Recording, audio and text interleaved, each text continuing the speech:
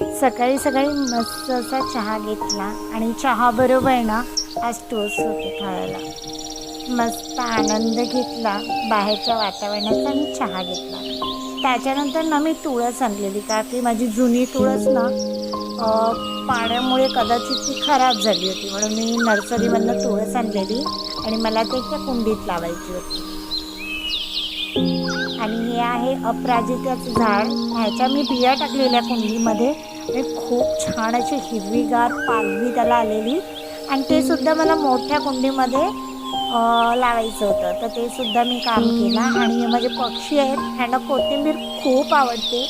मी त्यांना कोथिंबीर दिली, ते एवढ्या आनंदाने खात होते ना. मस्त. भेटूया नेक्स्ट मिनी ब्लॉगमध्ये. बाय.